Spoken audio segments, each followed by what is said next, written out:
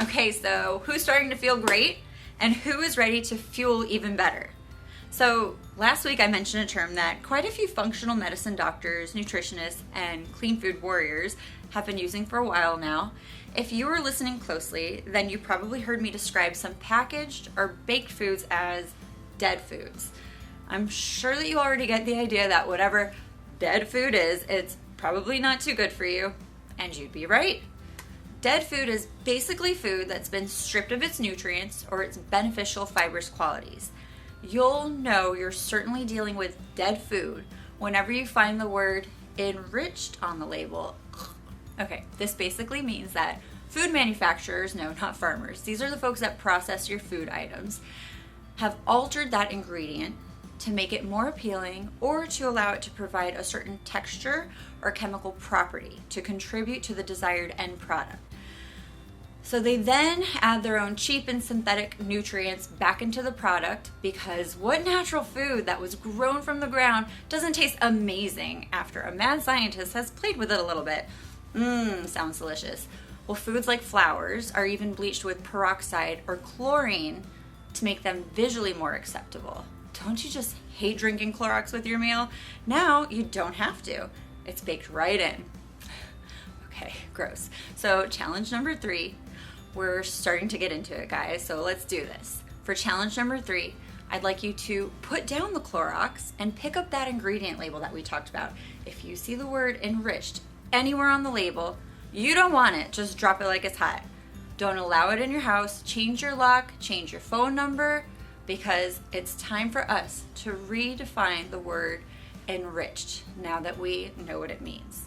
And the current manufacturer's definition is really only meant to misdirect and to confuse.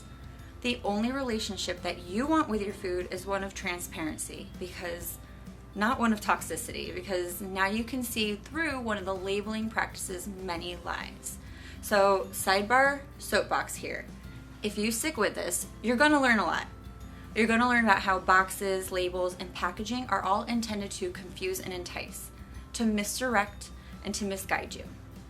So if you didn't already realize that by now, there's a lot of knowledge circulating out there now, so it's time that we all get with it. And with that knowledge alone, you can change so much of your current health situation if you just become aware and start doing something about it. Okay, so soapbox is over. Back to tip number 3. I'm not asking for much, just asking you to just read the label and drop it like it's hot again. If it has the word enriched anywhere on it, you don't want that. If you're not gluten sensitive or intolerant, whole wheat and whole grains are always better options. They're not stripped as white rice and things like that are. Buckwheat, nut flours, chickpea flour, just about any plant-based flour that hasn't been processed, only ground into a fine powder without removing that fiber and the nutrients. No bleach, please.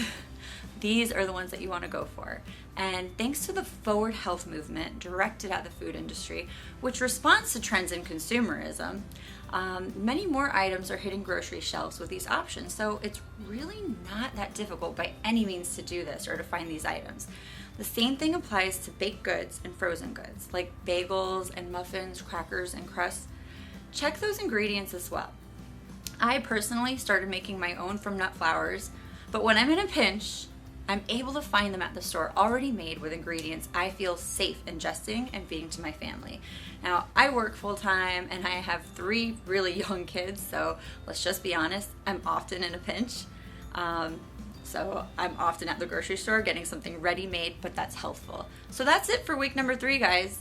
Good luck with this small change, and if you can do this, I promise you, you'll start feeling the shift within the week.